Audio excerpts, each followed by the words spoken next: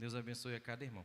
Mas, meus amados irmãos, abramos nossas Bíblias em Efésios, capítulo número 3.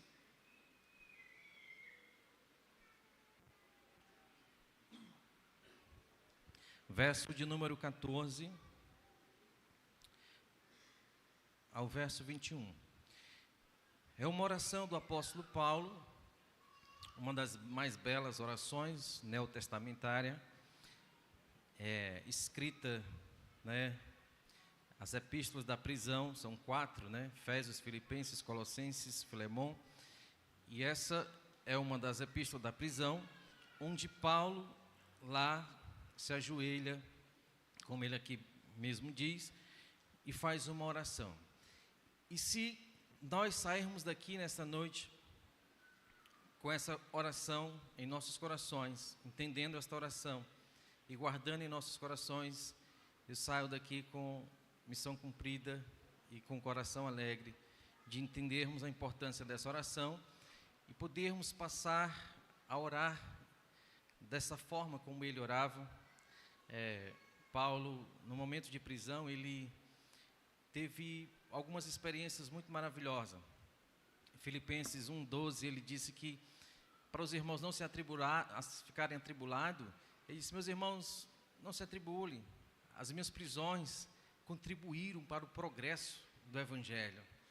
Às vezes a gente pensa que algum revés em nossa vida, alguma tribulação que você esteja passando, é algo fora do controle de Deus, mas todas as coisas que você passa na presença do Senhor, coopera para o progresso do Evangelho lá na frente na sua vida.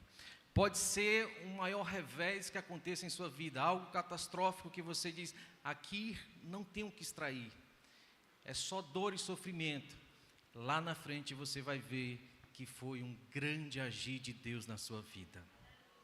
Então, aquete o seu coração e vamos meditar, vamos tentar fazer uma exposição desta oração, onde Paulo expressa, orando pela igreja de Éfeso.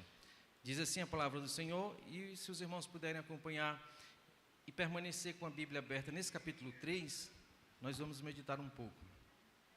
Por esta causa me ponho de joelhos diante do Pai, de quem toma o nome toda a família, tanto no céu como sobre a terra, para que, segundo a riqueza da sua glória, vos conceda que sejais fortalecidos com poder, mediante o seu Espírito no homem interior, e assim habite Cristo no vosso coração pela fé, estando vós arraigados e alicerçados em amor, a fim de poderdes compreender com todos os santos qual é a largura, o comprimento, a altura e a profundidade, e conhecer o amor de Cristo que excede todo entendimento, para que sejais tomados de toda a plenitude de Deus. Ora, aquele que é poderoso para fazer infinitamente mais do que tudo quanto pedimos ou pensamos, conforme o seu poder que opera em nós, a Ele seja a glória na igreja e em Cristo Jesus, por todas as gerações, para todo o sempre. Amém. Essa oração, irmãos, é tremenda, assim como a oração que ele faz lá em Colosso, pela igreja de Colosso, capítulo 1, verso 9 em diante. Ele também faz uma oração tremenda. E essas orações me levaram a muitos anos de reflexão e de orientação de vida e de como orar. E por alguns motivos. Primeiro, que essas orações é bem diferente das nossas atuais e deve ser um parâmetro para as nossas vidas. Primeiro, que nenhuma oração de Paulo, você pode observar nessas orações de Colosso, de Éfeso, Filipenses e outras orações de outras epístolas,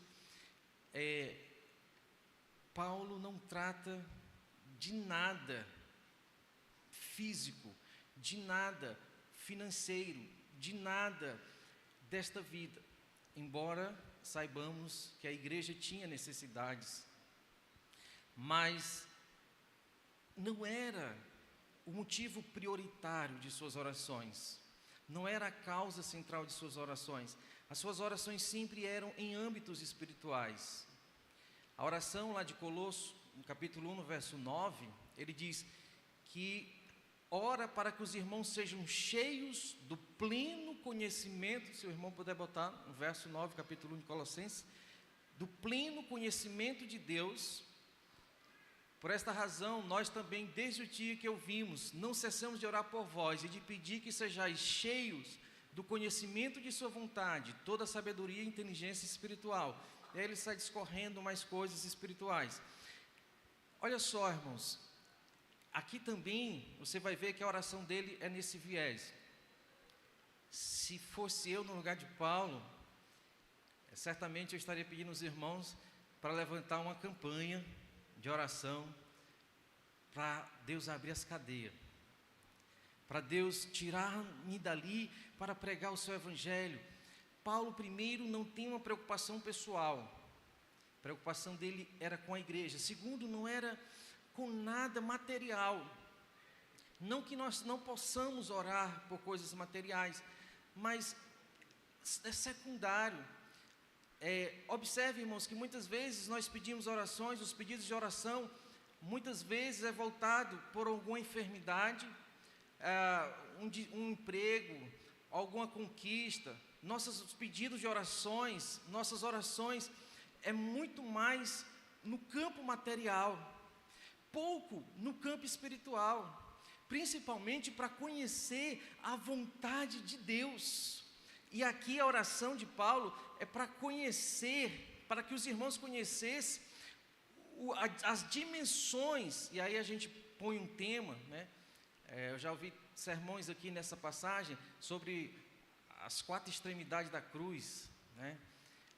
Outros sobre a geometria do amor de Deus, mas eu acho mais, aos meus olhos, plausível sobre as 4 dimensões do amor de Deus.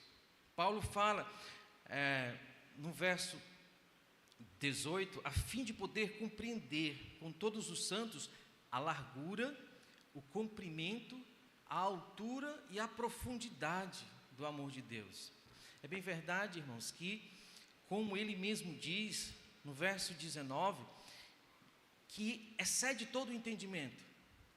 A profundidade do amor de Deus, ela não é tangivelmente humana, está além da compreensão humana, mas ele pede para ser cheio daquilo que eu possa entender plenamente, tudo que minha mente puder captar e compreender, do meu sentimento possa absorver, é essa a dimensão que ele quer. Não que ele vá levar esse sentimento exaustivamente, compreendendo em sua totalidade e plenitude, não, que excede todo o entendimento.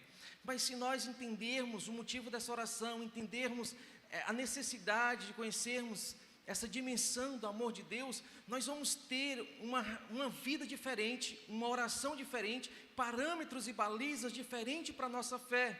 Porque se você entender a profundidade do amor de Deus, você vai deixar tantas coisas, besteiras, tantas coisinhas que lhe entristecem, ou qualquer coisa desse tipo de lado. Mas vamos começar no verso 14, quando ele diz: por esta causa me ponho de joelhos diante de vós. Que causa? Por esta razão, por esta causa, aquilo que ele havia falado antes. O que levou Paulo na cadeia a se pôr de joelho? Os judeus oravam de pé com as mãos estendidas para o céu. Paulo se lança de joelho em total humilhação, em total urgência para o Senhor, clamando por aquela igreja. Mas o que levou Paulo na cadeia a se lançar e se prostrar de joelho diante do Pai, que ele diz, diante do Pai Celestial, e pedir pelos irmãos isso, porque primeiramente era algo que ninguém poderia fazer, era algo que o ser humano não poderia fazer, por isso Paulo clama ao Senhor. Mas o que Paulo, e aí você vai entender que a mensagem de Paulo é evangelística, e você vai entender que essa oração era no campo dos gentios. No capítulo 3, verso 1, quando Paulo começa dizendo: por esta causa eu, Paulo, prisioneiro de Cristo, por amor de vós gentios. Ele está dizendo: meus irmãos, por amor de vocês. Aí ele diz, no verso 3, pois segundo uma revelação, me foi dado conhecer o mistério, conforme escrevi há pouco, resumidamente. Paulo está falando que havia um mistério que foi revelado a ele por divina revelação, que no verso 5 ele diz que em outras gerações não foi dado a conhecer aos filhos dos homens. E aí ele vai dizendo, mas agora foi revelado aos seus santos apóstolos e profetas. Havia um mistério que no Antigo Testamento ele não era claro, de que não foi dado a conhecer plenamente, de que Deus foi numa revelação progressiva até chegar em pleno dia aqui com os apóstolos. E esse mistério que os judeus até hoje não aceitam, era a inserção dos gentios no corpo de Cristo, era admitir que Deus pudesse ter povos além deles, além das fronteiras de Israel. Para eles era inadmissível, eles prenderam as promessas do Senhor, prenderam o Senhor dentro das fronteiras de Israel, dentro do arcabouço judaico, e não permitia, ou na sua mente não aceitava, alguma inserção de povos pagãos, de povos gentios, assim como nós somos gentios, porque não somos judeus, nós estaríamos fora desta promessa, fora deste corpo, de tudo isso. Aí verso 6, ele diz, qual é a revelação? A saber, que os gentios são co-herdeiro, membro do mesmo corpo, co-participantes da promessa em Cristo Jesus por meio do Evangelho. Paulo está desvendando todo esse mistério, mostrando para eles que eles faziam parte desta promessa, que eles eram alvo desse amor, de que eles faziam parte de todo o plano salvífico do Senhor. Sabendo disso, por essa revelação, Paulo se põe de joelhos, clama ao Pai, para que aquele povo pudesse entender a profundidade, a largura, o comprimento e a altura desse amor. Nós vamos, irmãos, aqui com a graça do Espírito Santo, procurar entender essas 4 dimensões, irmãos, que é tremenda a meditação nesta oração e nesta palavra. E aí, quando ele diz que ele se põe de joelho diante do Pai, primeira coisa, irmãos, aqui, é que nós temos que saber e entender. Isto também é uma revelação neotestamentária. O Deus do Antigo Testamento era conhecido como o Deus dos exércitos, o Senhor das batalhas, o Senhor forte e poderoso, o Senhor triunfante. Mas Jesus, quando chega no Novo Testamento, os discípulos pedem para ensinar a orar, lá em Mateus 6,9, o Senhor começa com a seguinte palavra: Pai, meu amado irmão. Eu dei uma vez umas 4 doutrinas, um mês, lá na Beira Rio, sobre a oração do Pai Nosso. Uma doutrina foi só sobre essa palavra Pai. Aqui, irmãos, é uma profundidade muito grande. Ele não é só um general de guerra que está na nossa frente guerreando nossas batalhas. Ele não é somente o Senhor forte e poderoso. Esse Deus dos exércitos, esse Senhor que criou os céus e a terra, esse Deus a quem tudo obedece, tem uma grande, bela notícia, as boas notícias que estava falando aqui da EBF, é que Ele é o seu Pai Celestial. Você é filho do Pai Celestial, e se você é filho do Pai, Ele é quem provê todas as tuas necessidades, Ele é quem supre e cuida de ti nos mínimos detalhes. Se Ele é o teu Pai, Ele também é o teu protetor. Ninguém mexe no filho do Pai, ninguém toma o filho do Pai de suas mãos. Se Ele é o teu Pai, Ele é o teu provedor, o teu professor, o teu guia, Ele é aquele que te toma pelos braços e que cuida em cada detalhe. Jesus começa abrindo o véu de uma doutrina neotestamentária que Paulo vai falar sobre, lá em Romanos 8, sobre essa doutrina de adoção de filhos, que nós recebemos o Espírito de adoção que clama em nós, Abba Pai, Paizinho. que trata na mais profunda intimidade. Então, quando Paulo está orando, está dizendo assim, olha, eu não estou pedindo aqui a um político, não. Eu não estou pedindo aqui a um amigo que conhece o cara que é dono da empresa, não. É o Pai Celestial, ao Deus eterno, aquele que tem em suas mãos o controle de tudo. E não só isso, que Ele é o nosso Pai, de que você é filho e pertence a essa família, como Ele mesmo diz no verso 15, de quem toma o nome toda a família, tanto no céu como sobre a terra, para que, segundo a riqueza de sua glória, vos conceda que sejais fortalecido com poder, mediante o Espírito no homem interior. Entenda uma coisa, irmão, a sua motivação não pode ser, não deve ser qualquer coisa externa. A sua motivação não pode ser o seu carro, seu dinheiro, porque um dia o seu dinheiro acaba. Quando você morrer, você não levará nada. Se você se gloria da sua grande casa, do seu belo carro, deixa eu lhe dar uma triste notícia. Alguém vai ficar com a sua casinha, vai desfrutar dela, e pode ser alguém que você ainda nem conhece. É o genro, é o tataraneto, o escanchaneto, é outros lá que estão lá. Você tanto esmerou, tanto se endeusou. Se você se gaba da sua beleza, deixa eu lhe dar também uma triste notícia. Vai ficar cheio de ruga, velhinho. E é interessante, quando está velhinho, fica todo mundo igual. Todo mundo caído, não tem diferença de beleza. É todo mundo parecido. Se você se confia no amigo, deixa eu lhe dar uma triste notícia. Não sei até quando ele estará contigo, mas ele pode partir a qualquer momento, pode lhe trair a qualquer momento, ou em algum desígnio de Deus, ele está em outra rota e você vai estar sozinho. Por isso é que a sua motivação, a sua dependência é interior, é do Espírito Santo de Deus na sua vida. Nós não podemos ser regidos por resultados, por aplausos. Nós não podemos ter motivação e esperança porque as pessoas estão, eu tenho não sei quantos milhões de seguidores, não sei quantos de amigos, que na verdade não tenha nenhum, porque está todo mundo lá só curando a sua vida, mas fique desempregado que não vai aparecer um para pagar o seu aluguel. Agora, deixa eu lhe dizer, tem um Pai eterno que nunca vai te deixar só. E Ele não te prometeu que tu não teria dificuldade, mas Ele disse que em meio ao vale da sombra da morte, você nunca estaria só, de que Ele sempre estará com você, nos momentos mais difíceis e cruciais de sua vida, onde pessoas não vão lhe entender ou lhe compreender, mas Ele vai estar com você lá.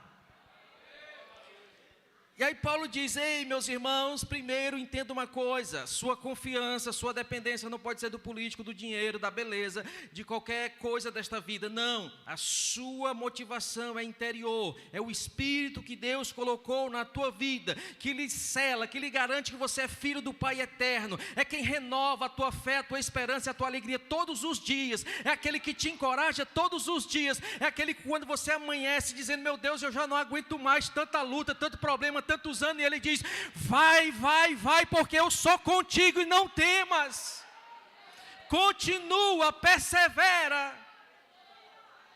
Eu ainda não entrei aqui nas 4 dimensões, mas me veio aqui, irmãos, à memória, a mensagem do livro do Peregrino.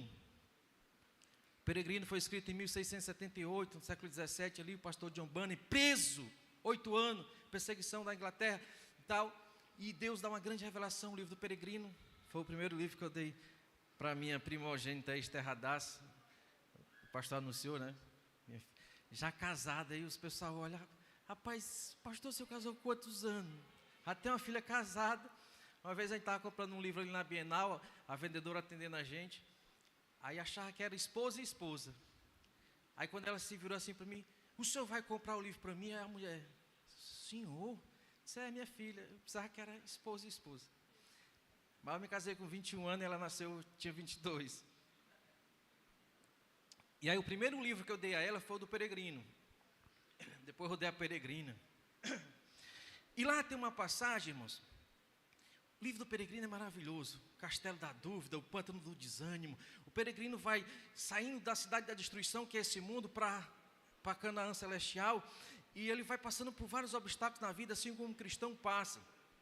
E ele entra na casa do intérprete, que é o Espírito Santo, que vai interpretando um bocado de coisas da vida.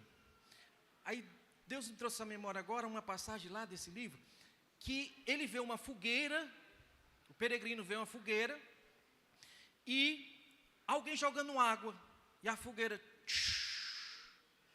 e o cara jogando água, mas de repente a labareda de fogo subia, jogava água, quase apagava, mas o fogo reacendia.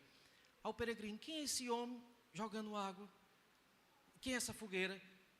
Aí o intérprete diz assim: essa fogueira são a vida de cada cristão. Esse homem jogando água é Satanás, todo dia, botando dúvida, incredulidade, acusações, maus conselhos. Todo dia você está caminhando, aí de repente vem um balde d'água. Mas por que não apagava? Tinha um muro, que tinha um homem em cima do muro, gotejando, uns gotinhas de óleo. Aí o óleo batia na fogueira, a labareda subia. E quem é aquele homem ali? É aquele que foi morto e reviveu, derramando da sua graça, todo dia uma gotinha na tua fogueira. Todo dia o Senhor renova a alegria da salvação no teu coração. Todo dia o Espírito Santo renova a graça na tua vida, para você permanecer fiel até o dia glorioso da sua vinda. E aí, meus amados irmãos, nós somos fortalecidos por esse Espírito. Eu estou tentando chegar no versículo lá das dimensões do amor. Verso 17: assim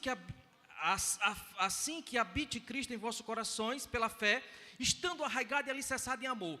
Olha, o objetivo de Paulo é que eles estivessem alicerçados e arraigados nesse amor. Alicerçado, para não se mover facilmente, para nada tirar você da sua caminhada, porque o crente tem que estar alicerçado, irmão. Você não pode ser aquele crente que precisa do entretenimento, irmão, para lotar a igreja. Precisa fazer uma festa. O pastor precisa fazer uma nova festa, um novo evento. E agora o que é que eu vou fazer para prender esses crentes? Não, você não precisa de nada. Ele é quem já fez tudo por você na cruz. E você entra aqui para agradecer, glorificar, adorar aquele que já fez tudo por você na cruz. Eu louvo a Deus pela vida do nosso pastor, o pastor Tom Zé, porque ele tem trabalhado arduamente nisso, para tirar os cultos cheios de coisas, era isso aí, inventa isso, inventa aquilo outro. Mas não, irmãos, a gente já tem tudo o que a gente precisa aqui. E aí, meus amados irmãos, para que estejamos arraigados, a fim de poder compreender com todos os santos qual é a largura. Vamos logo para a largura, para entender essa largura desse amor. Romanos 3, 9. Irmão, esse amor é sair de todo o nosso entendimento, que realmente, se eu for parar para pensar, nós éramos para estar todo mundo do inferno para uma banda. Não merecíamos, nós ofendemos gravemente o Senhor da glória, pecamos gravemente contra o Senhor da glória, mas tem alguém que pode se gabar e dizer assim: não, mas eu sou justo, não, eu faço isso, aquilo outro. Isaías 64, 6 diz que as nossas obras de justiça não passa de trapo de imundícia. Aí Paulo, em Romanos 3 e 9, ele vai dizer, e jogar todo mundo dentro de um saco só: ei, vocês judeus que se gabam de cumprir a lei, de ser justo, de dar o dízimo, de fazer isso, porque os judeus, os fariseus, a gente só sabe que eles eram o que era, porque Jesus nos revelou. Mas eles, se eles estivessem nos dias de hoje, seria os pastores dos mais altos naipe, e não tem quem ousasse falar alguma coisa contra os caras. Sentava na cadeira de Moisés, conhecedor da lei, dava o dízimo de tudo, visitavam órfãos e viúvas, estavam no templo jejuando, orando, fazia tudo perfeito. E foi quem mais Jesus combateu, foi quem mais Jesus desmascarou, se gloriava em seus méritos, em suas obras, queria se justificar diante de Deus. E Paulo diz, não, diante de Deus ninguém vai se salvar por obras da lei, ninguém vai se salvar por nada disso. E aí ele vai, capítulo 3, verso 9, não sei se o irmão está colocando aí, está aparecendo aí? Capítulo 3, verso 9, Paulo diz, nós somos mais excelentes porque somos judeus? De maneira nenhuma.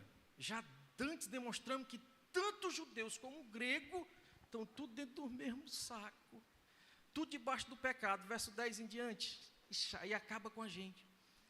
Não há um justo, não há um sequer. Verso 11, não há ninguém que entenda, não há ninguém que busque a Deus. Meu Deus, está todo mundo perdido, todos extraviaram e juntamente se fizeram inúteis. Não há quem faça o bem, não há, eu faço o bem, faz não. Só agrada a Deus aquilo que vem dele, isso é fruto do Espírito, nenhuma obra humana minha. Aí o verso 23, que vai dizer que todos pecaram e destituídos estão da glória de Deus. Verso 23 do mesmo capítulo, Paulo vai dizer, porque todos pecaram e destituídos estão da glória, todos, da glória de Deus. Aí, meu amado irmão, se eu for entender que Isaías diz que a minha obra de justiça não passa de trapo de imundícia, se eu for entender que Paulo diz que não há quem faça o bem, todos se extraviaram, se eu for entender Davi dizendo lá no Salmo 8, acho que o verso 4, verso 3, verso 4, quando ele diz assim, quando eu olho para o céu, eu vejo lá o sol, eu vejo a lua, eu vejo as estrelas, obras maravilhosas e grandíssima. Mas quem é o homem, Senhor, para que tu se lembre dele? É o Salmo 8, verso 3, verso 4, por aí.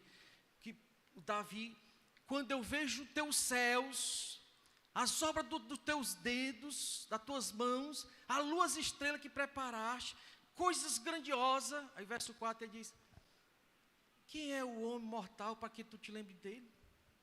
Tamanho de tanta glória. Aí o homem pecador, quem é esse miserável para que tu te lembre dele? Mas deixa eu te dizer uma coisa, irmão. Apesar de tudo isso que eu disse, Romanos 8, 5, 8 diz que Deus prova o seu amor para conosco, que Cristo morreu por nós, sendo nós ainda pecadores. Esse amor é tão largo que ele alcançou judeus, grego, africano, pobre, rico, doutor, enfermo, curado, todos ele alcançou. Ele não fez distinção de raça, de nome, de nada, mas ele morreu por cada um de que crê no seu nome. Esse amor é tão largo, que alcançou todos nós, irmãos, indistintamente de sua condição social, de sua posição social, de sua cor, de seu doutorado, porque muitas vezes, irmãos, pudéssemos falar aqui sobre os pecados espirituais, que têm derrubado muitos grandes homens de Deus, se gloria da sua igreja, se gloria do seu diploma, se gloria do seu carro, e acha que não está pecando grandemente, e a gente cai tanto nesses pecados, irmãos, e rouba a glória do Senhor. Este amor foi tão largo, irmãos, que alcançou todos, todos que estavam distintos, longe. É isso que Paulo, por isso que eu me ponho de joelho, porque os gentios estavam longe, os judeus é que eram detentores ali da promessa.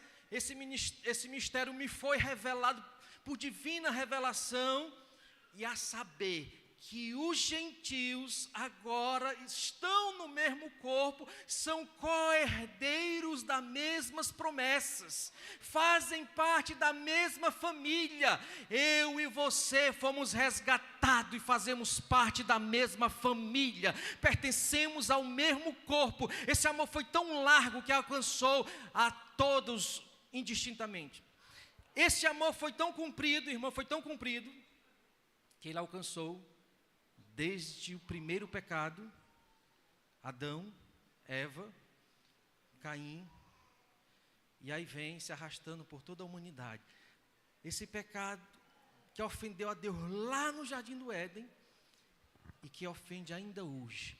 Este amor alcançou todas as épocas, todas as eras. Esse amor alcançou a todos aqueles que amam o seu nome, aqueles que creem no seu nome, todos aqueles que se curvam. Pode passar tempos, eras, pode passar séculos, mas aqueles que ainda nascerão são alvos desse amor do Pai eterno. Falamos da largura, falamos do comprimento. Largura é todos indistintamente. Comprimento são todas as épocas, todos os tempos. E a altura, irmão? Qual a altura desse amor? Irmão, esse amor é tão alto, que fez, Filipenses capítulo 2, verso 4 em diante, vai dizer que ele não usurpou ser igual a Deus, mas esvaziou-se de si mesmo. Esse amor é tão alto que fez ele descer do seu trono de glória para se fazer homem. Esse amor é tão alto, irmãos, que fez ele descer do seu trono de glória para se tornar homem e morrer por nós. Ele morreu para que nós pudéssemos ter vida. Ele desceu de sua glória para que pudéssemos participar e ser co-herdeiro com Ele na glória de suas benesses espirituais. Ele desceu de sua glória para dar vida a todos nós que estávamos mortos. Todos aqueles que eram pecadores foram remidos pelo seu sangue, foram lavados pelo seu sangue, pelo seu sacrifício. Esse amor foi tão alto, irmãos, que ele de livre e espontânea vontade desceu para morrer por nós, sofrer por nós. Tão grande amor foi esse amor. E esse amor foi tão profundo, irmão, foi tão profundo, que ele passou todas as angúrias, todas as dores que um ser humano poderia passar, a ponto de suar gotas de sangue no Getsêmani. Mas não foi um suor com medo da morte do Império Romano, do escravo, embora que tudo isso foi doloroso. Ele não, porque muitos pregadores dizem que Jesus estava lá no Getsêmani contemplando, né? Quem teve a oportunidade de ir lá para Jerusalém, você está no Monte das Oliveiras, o Getsêmani é no pé do Monte das Oliveiras, você vê o templo de frente. E as pessoas dizem que ele estava ali com medo, contemplando os cravos, os pregos, o vinagre. Não, irmão, não. Se os próprios apóstolos foram martirizados, muitos cristãos do primeiro século foram martirizados louvando a Deus como o capitão da salvação da nossa alma, estava temendo a morte ou o Império Romano ou qualquer quer que seja. Não, ele ali, irmão, estava suando gotas de sangue, porque estava dando a ele de beber um cálice que ele queria que fosse passado dele, se possível fosse, mas era a ira do Todo-Poderoso sobre o pecado da humanidade que estava sobre ele. Então esse amor foi tão profundo que suportou a ira do Todo-Poderoso, passou todas as angústias da alma, passou todos os sofrimentos da carne, passou todo o vitupério da cruz do Calvário, mas ele foi até o fim, disse: está consumado, está completo o plano de salvação, eu venci na cruz. E vou já encerrar, meus irmãos, o tempo está passando, e a gente teria muita coisa para meditar, mas eu quero encerrar com o salmo desse triunfo, desse amor, que a gente, aí quando você entender, irmãos, a profundidade desse amor, você vai sair dessa óticazinha de se entristecer porque alguém não veio aqui e não falou o seu nome. Você não vai se entristecer porque não conseguiu uma coisinha desta vida. Você não vai se entristecer porque não ganhou tanto, porque tem pessoas, não, só vou ficar completo quando eu for isso ou aquilo, ou conquistar aquilo outro. Não, Paulo diz em Filipenses 4:11, eu aprendi a contentar-me em toda circunstância, em toda e qualquer dificuldade, problema, um momento fácil, difícil, eu aprendi a contentar-me. Aprendi, verso 12 do capítulo 4 de Filipenses, ele diz, porque eu aprendi a ter tudo, a não ter nada, aprendi a passar problemas, dificuldade, luta. E aí ele encerra no verso 23 dizendo, porque eu posso todas as coisas naquele que me fortalece, porque as coisas celestiais para mim são mais importantes, porque aquilo que foi me conquistado na cruz do Calvário, ninguém pode tomar, como Colossenses capítulo 3 também vai dizer, que a nossa vida está escondida em Cristo Jesus, eu e você estamos guardados em Cristo Jesus, nada nem ninguém pode roubar os teus valores eternos, nada nem ninguém pode roubar as tuas promessas. Então você não vai ficar infeliz porque não conquistou algo, porque perdeu algo, ou coisa desse tipo, não, você já tem o Pai eterno que te ama eternamente. O Salmo 24, irmãos, nós vamos encerrar com isso. O Salmo 24, que é chamado Salmo da Assunção, o Salmo quando Jesus entra triunfante na glória. Aí quando ele vai, no verso 1 do Salmo 24, ele vai dizer que os céus proclamam a glória do Senhor e tal, vai falar sobre a criação. Aí tem um inquirimento lá, quem subirá ao monte santo do Senhor? Jesus entrando lá na cidade celestial. A última lição de hoje foi sobre a cidade celestial da escola bíblica dominical, né? Quem subirá ao monte santo do Senhor? Aí o próximo verso vai dizer, aquele que é limpo de mão e puro de coração. Eu já ouvi esses versículos ser tão pregados. Olha, irmão, cuidado, você tem que ser puro de mão, limpo de coração para entrar lá, não sei o que mais. É só os puros. Meu amado irmão, naquele dia glorioso, que você chegar diante do Senhor e os anjos disserem isso aí, quem subirá aqui? Aí está lá eu entrando, papai, eu, puro de mão, trabalhei tantos anos na igreja, fiz tudo, papapá. Aí o Senhor vai dizer assim, Tarcísio, tu quer mesmo que eu passe a fita todinha? É melhor eu te poupar disso, é tanto pecado, é tanta coisa. Tu quer mesmo que eu fazer um flashback aqui? Limpo de mão, são suas obras. Puro de coração, piorou. Todas as motivações corretas, irmão. Puro de mão é tudo feito perfeitamente, ação do Espírito na sua vida. Motivação, tudo correto. Tudo para a glória do Senhor, tudo perfeitamente. Meu irmão, vou dar 10 passos para trás. Senhor, não dá para mim aí não. Não bota no telão não, pelo amor de Deus. Não bote no telão não. Aí, meu irmão, ninguém vai chegar lá se gabando diante do Senhor. Ninguém. Se forem sábios, vai dizer assim, Senhor, era para mim estar do inferno para uma banda. Mas por que é que você está aqui então? Aí, no meio da congregação, aqui era um hino que era cantado, era um coro, aí tinha 2 solistas, né? Quem subirá ao monte do Senhor? O solista, a nação de Israel cantava assim, aí o solista respondia, aquele que é limpo de mão e puro de coração. Aí vinha no meio da congregação, o povo dizendo, né?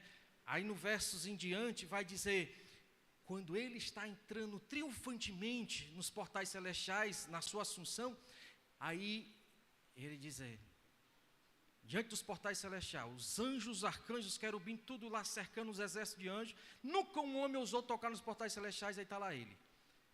Ele sai no meio de nós, pecadores, levantai, ó porta, as vossas cabeças, levantai, ó portais eternos. Aos anjos, quem é esse? Aí ele disse, o Senhor dos exércitos, o Senhor forte e poderoso, aquele que morreu e ressuscitou. Aí eu e você, glória a Deus, eu e você vamos dizer assim, está falhando.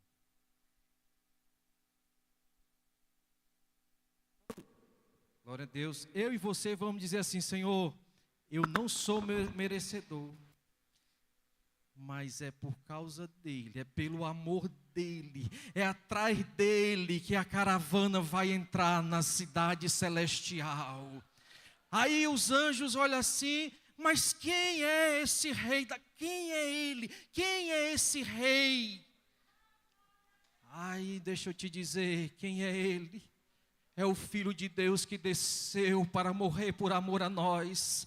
Deixa eu te dizer quem é Ele. Ele é o Alfa e o Ômega. Deixa eu te dizer quem é Ele, aquele que morreu e ressuscitou. Deixa eu te dizer quem é Ele, o Senhor da igreja. Deixa eu te dizer quem é Ele, o capitão da salvação, o Deus Criador. Tudo foi feito por Ele, por meio dEle, para Ele. Todas as coisas existem por causa do seu grande amor. Aí Ele repete dizendo: levantai, ó portas, as vossas cabeças, levantai, ó portais eternos, para que entre o Rei da Glória. Quem é esse Rei da Glória? O Senhor forte e poderoso, o Senhor da batalha, Jesus Cristo de Nazaré. É a Ele que a igreja serve, é a Ele que é o seu Pai, é Ele que é o seu guia, é Ele que é o Senhor da tua alma.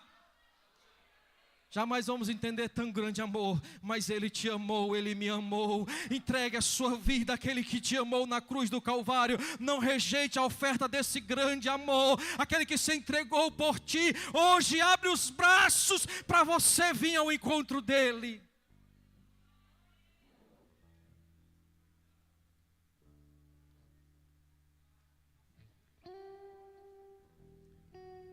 Vamos ficar de pé, meus irmãos, com a licença do pastor. Os músicos podem começar a tocar. Deixa eu te dizer, irmãos, esse amor foi tão grande, que Hebreus 2:3 diz assim: como escaparemos nós, se negligenciarmos tão grande amor? Esse amor foi tão grande, irmãos, que ninguém vai escapar que negligencie esse amor da ira do Todo-Poderoso. Você só vai escapar abrigado daquele que morreu e ressuscitou, aquele que deu a vida por você. É por isso que Paulo se pôs de joelho e orou, para que aquela igreja entendesse esse grande amor, para que aquela igreja ancorasse a sua fé nas coisas espirituais, não nas coisas terrenas. Oh, aleluias! Por isso que Paulo diz em Colossenses 3:2: pensai nas coisas lá de cima e não nas da terra, onde Cristo está assentado. Aquele que morreu, ressuscitou, está assentado à destra do Pai. Hoje Ele te chama: filho amado, dai-me o teu coração. A primeira alma que olha para a cruz do Calvário e contempla as 4 extremidades desse amor, que contempla as 4 dimensões desse amor, que quer mudar a história da sua vida.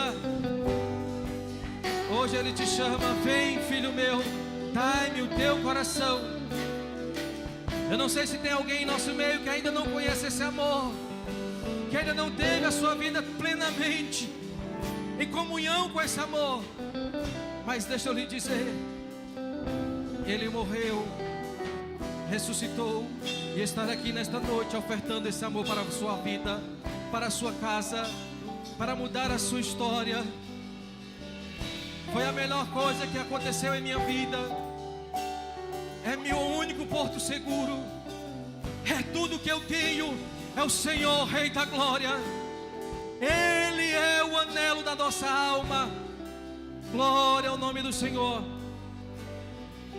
Se você ouviu este evangelho, este amor sendo declarado aqui no seu evangelho, esse mistério que foi revelado aos santos apóstolos, para que eles pudessem entender que mistério era esse que estava reservado e guardado há tanto tempo, agora foi revelado. É que você faz parte desta herança. Aqueles que confessaram a Cristo como seu Salvador, faz parte deste corpo, faz parte dessa promessa, faz parte desta herança, faz parte deste amor. Aqueles que se arrependem de seus pecados e que aceitam a Cristo como